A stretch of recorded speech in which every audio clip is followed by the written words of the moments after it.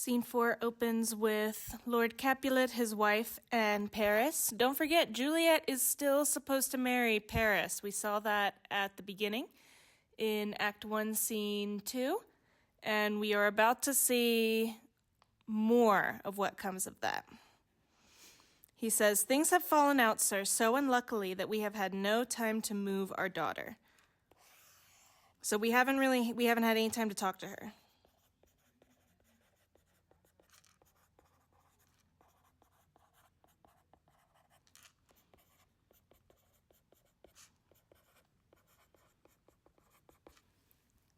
"Look you, she loved her kinsman Tybalt dearly, and so did I. Well, we were born to die. 'Tis very late. She'll not come down tonight, I promise you, but for your company, I would have been abed an hour ago." And then we also get an interesting line where Lord Capulet moves on very quickly from Tybalt's death. He says, "Well, we were born to die, so it is what it is."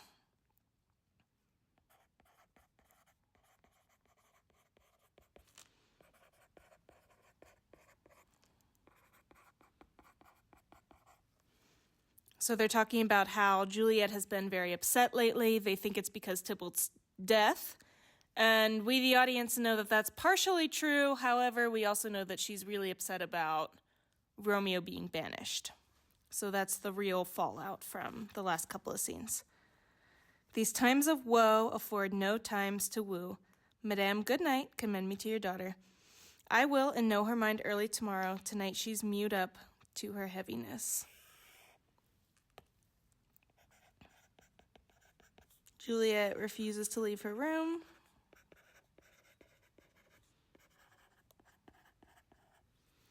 Because she's upset. "Sir Paris, I will make a desperate tender of my child's love. I think she will be ruled in all respects by me. Nay, more, I doubt it not." Lord Capulet expects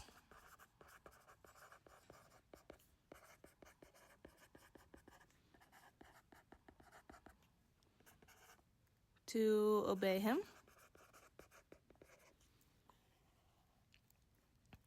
"Wife, will you go to her ere you go to bed, acquaint her here of my son Paris's love, and bid her, mark you me, on Wednesday next, but soft, what day is this?"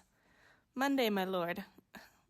So it's Monday. It's only been a couple of days. The Capulets' party was yesterday, last night. So now it's Monday. Monday, haha. Well, Wednesday is too soon. Oh, Thursday, let it be. So on Thursday, tell her she shall be married to this noble earl. Juliet is marrying Paris on Thursday. "Will you be ready? Do you like this haste? We'll keep no great ado, a friend or two. For hark you, Tybalt being slain so late, it may be thought that we killed him carelessly, being our kinsman, if we revel much." So he's saying if we have too big of a party, people are going to think that we didn't care about Tybalt because we're celebrating so quickly. But we'll have half a dozen friends, 6 people over, and there an end. What say you to Thursday? "My lord, I would that Thursday be tomorrow."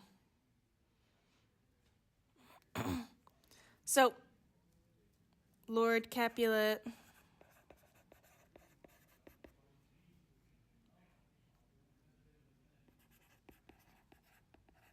plans to get Juliet married,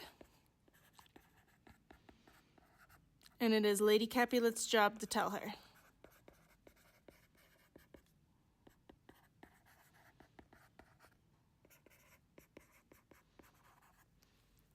And they're expecting this to go over well. So let's see what happened. So scene 5 brings us to Romeo and Juliet. Remember, the plan was for them to come say goodbye to each other before Romeo has to be banished. This is what we're going to see right now. "Wilt that be gone? It is not yet near day. It was the nightingale and not the lark that pierced the fearful hollow of thine eye." So we're seeing more night and day references. So it is daytime, the sun's starting to come up, but Juliet is sort of in denial about that, saying that, oh no, what we're hearing is the nightingale. It's still nighttime, not the lark, not the morning lark. They want it to still be night because that's the only time they can be together.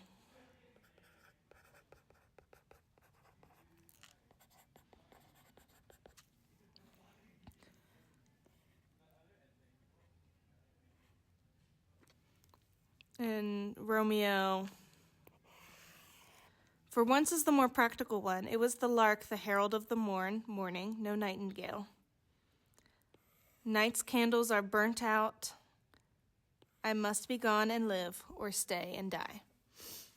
So remember, Romeo is being exiled.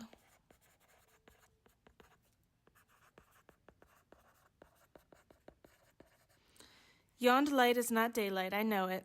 It is some meteor that the sun exhaled to be to thee this night a torchbearer, and light thee on thy way to Mantua. Therefore stay yet, thou needest not be gone. Of course, Juliet wants Romeo to stay.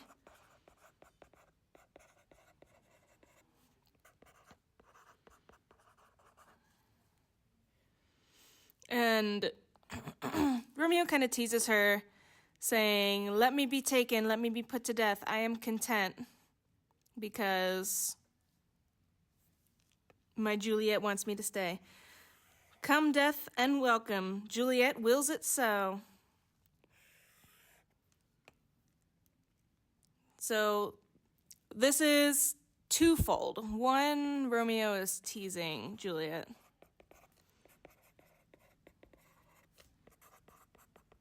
They're playing around. Second, this is more of Romeo's love conquers all mentality. Whatever. We saw earlier in the balcony scene that he says, your family can't kill me because I'm armored by your love, and we're seeing a little bit of a callback to that right here. And then they talk about the day and the night and how Romeo has to go. And then it's morning time, so it is now Tuesday morning, and Lady Capulet is coming in to tell Juliet what they think is going to be fabulous news, that she's going to get married. But we'll see how it's going to go. Before we get into that, we have a couple of lines to get into here.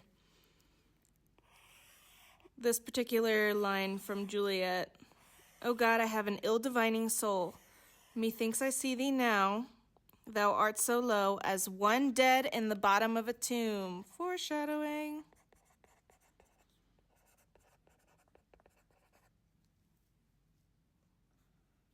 Foreshadowing the death that we're going to see in a few acts or so.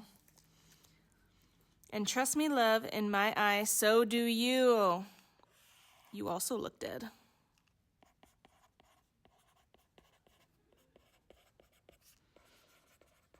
Probably because they've been up all night. "Oh, fortune, fortune, all men call thee fickle." That means it goes back and forth a lot. "If thou art fickle, what dost thou with him that is renowned for faith? Be fickle, fortune, for then I hope that will not keep him long, but send him back." So another important line here about fortune. Last class we went over the wheel of fortune.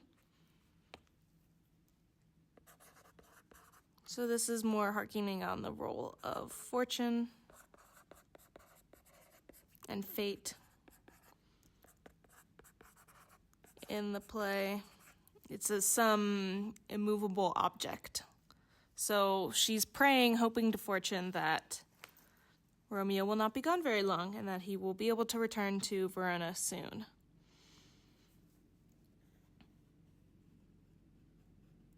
So Lady Capulet calls up to Juliet. Juliet refuses to come down. She says, "Madam, I am not well."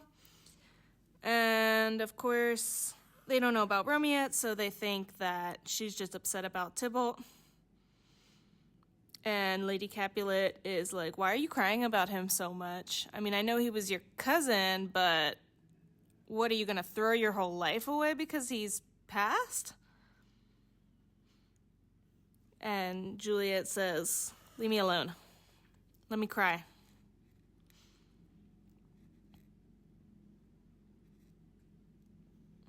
"So shall you feel the loss, but not the friend which you weep for. Feeling so the loss, I cannot choose but ever weep the friend. Well, girl, thou weepst not so much for his death as that villain lives which slaughtered him." "What villain, madam?" "That same villain, Romeo. Villain, and he be many miles asunder, God pardon him, I do with all my heart, and yet no man like he doth grieve my heart. So I forgive him, but he is breaking my heart."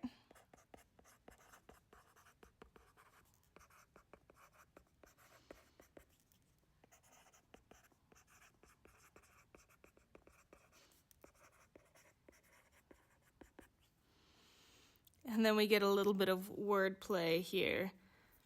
And Lady Capulet's like, "Yeah, I get why you're so upset, because Romeo's still alive and that sucks, huh?" And Juliet says, "I, madam, from the reach of these my hands, would I but avenge my cousin's death." She's like, "Oh, I wish I could see that Romeo now. Man, I would let him have it." But we know that she really means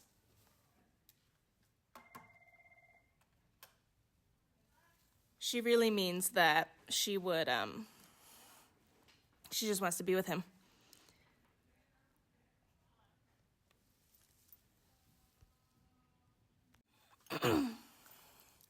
"Indeed, I never shall be satisfied with Romeo till I behold him.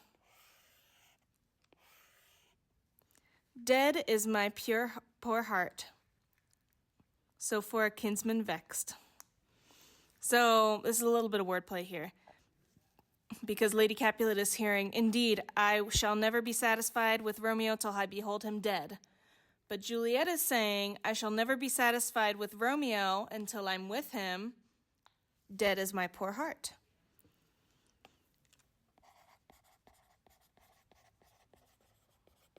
Shakespeare's wordplay.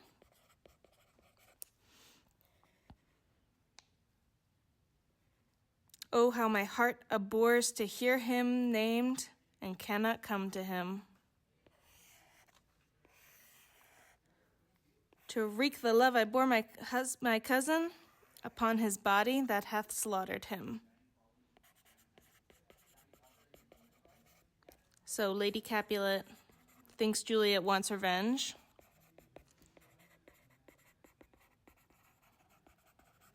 But Juliet just wants Romeo.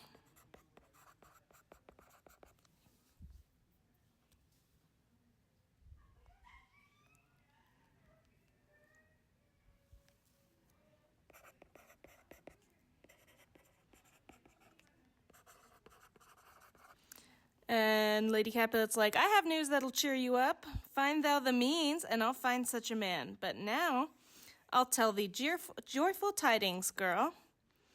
And joy comes well in such a needy time. What are they, beseech your ladyship?"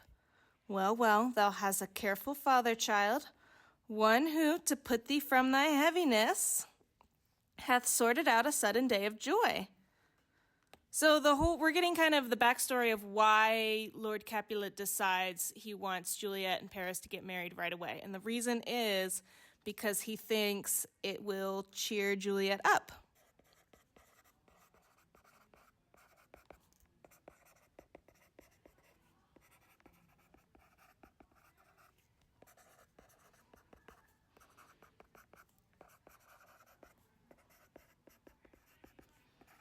Again, we're getting this theme of knowing and not knowing people in your lives. Clearly, Juliet's parents do not know her at all. Otherwise, they would know that this is not what she wants. She has expressed it before. And now it's double what she doesn't want, because she is already married to somebody else that they don't know about. So we'll see what kind of fallout happens. Madam, in happy time, what day is that? Marry, my child, early next Thursday morning, the gallant, young, and noble gentleman, the County Paris, at St. Peter's Church shall happily make thee there a joyful bride. Now by St. Peter's Church and Peter too, he shall not make me there a joyful bride. She does not. No, thank you. I wonder at this haste that I must wed ere he that should be husband comes to woo. I pray you, tell my lord and father, madam, I will not marry yet, and when I do, I swear it shall be Romeo, whom you know I hate, rather than Paris. So she's saying, tell Dad, I would rather marry Romeo, my enemy, than Paris. Of course, this is a little bit of irony because we know she really does want to marry Romeo, and she is already married to him.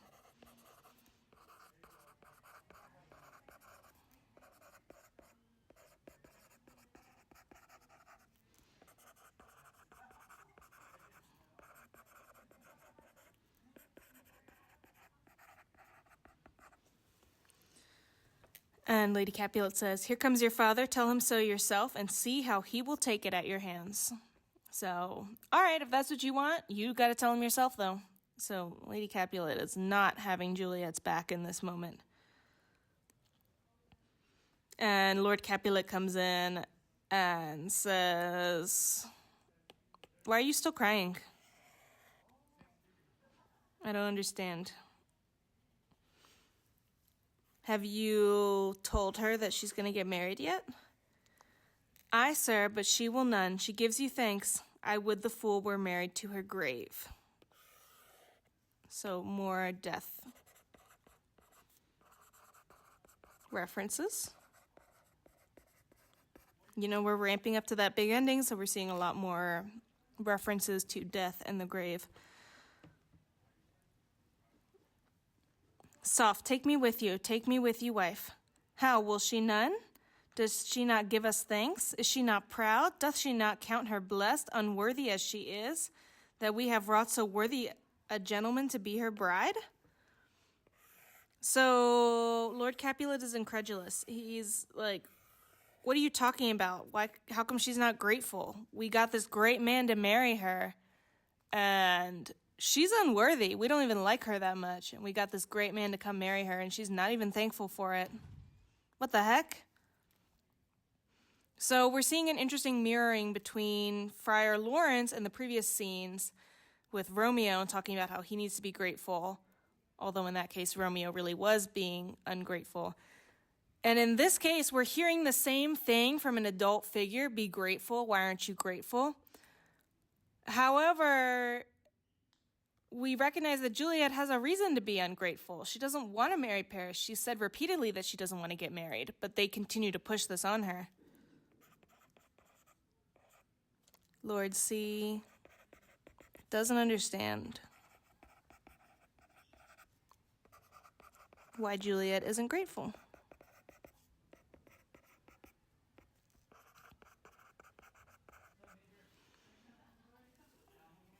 Not proud you have, but thankful that you have.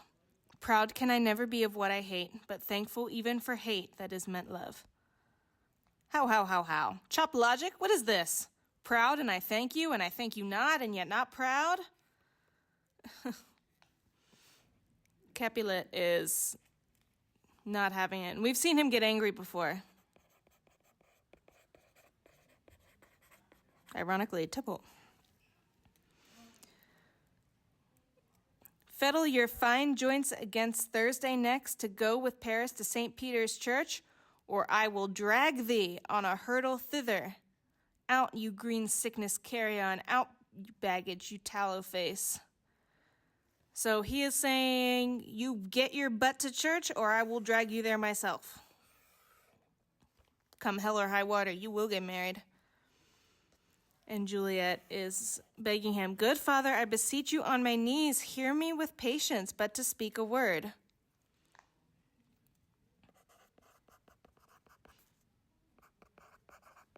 She's begging her father to listen to her.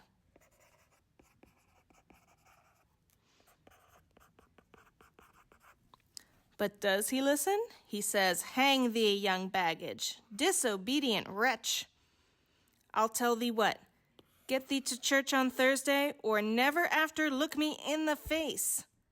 Speak not, reply not, do not answer me." So he's saying, get married, or I'm disowning you, or never again look me in the face.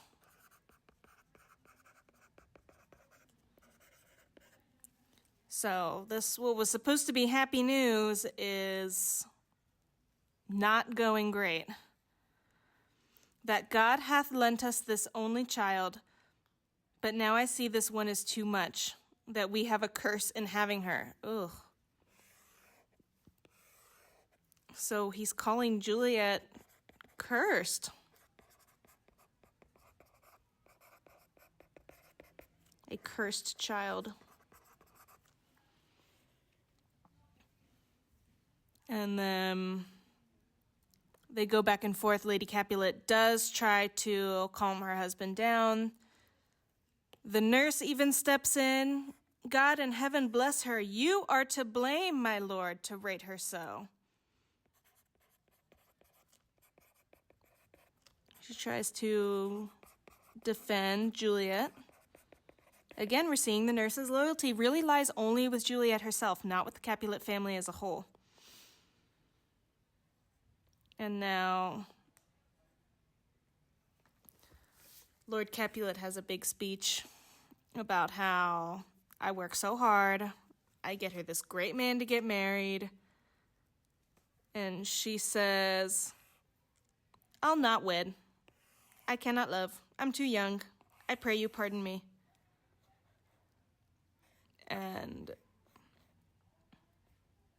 he's not having it. He says, "I'll give you to my friend, and you be not. Hang, beg, starve, die in the streets, for by my soul I'll ne'er acknowledge thee." I don't care if you have to beg, I don't care if you starve, I don't care if you die in the streets, I'm never acknowledging you again if you don't get married. So, not going great. "Is there no pity sitting in the clouds that sees into the bottom of my grief? O sweet my mother, cast me not away, delay this marriage for a month, a week, or if you do not make the bridal bed in that dim monument where Tybalt lies." So now she's asking her mom for help.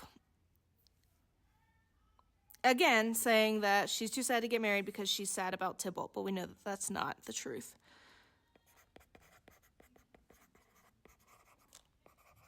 Asking her mother for more time. Delay this marriage a month, a week.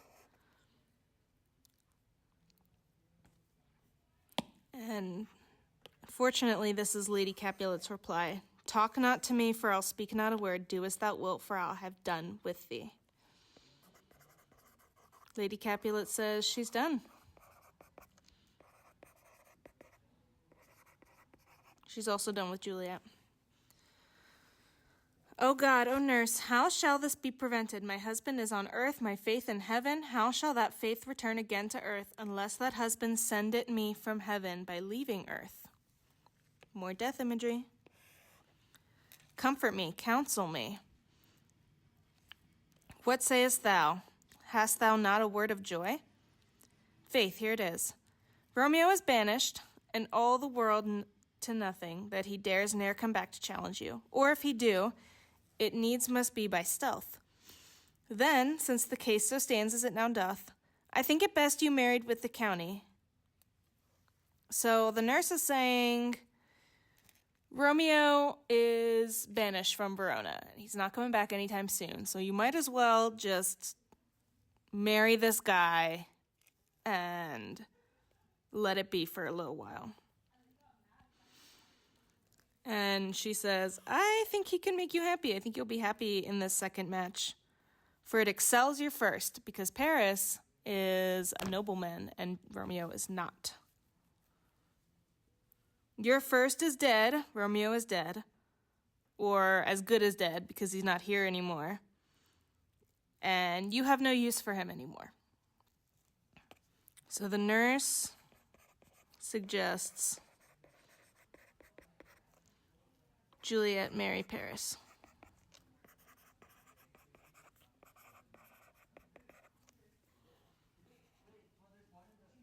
Well, thou hast comforted me marvelous much. Go in and tell my lady I am gone, having displeased my father, to Friar Lawrence's cell to make confession to be absolved. So Juliet's saying, go tell my dad I'm sorry. I'm going to go see Friar Lawrence and be absolved. However, she's not even telling the nurse her secret plan at this point. She's saying, I'll to the friar to know his remedy. So I'm not going to confession. I'm going to go talk to him and see what he has to say and have him help me figure this out. If all else fail, myself have power to die. So I am going to go to Friar Lawrence and ask for his advice. And if he doesn't have good advice for me, I will kill myself. And that's where we end with scene 5.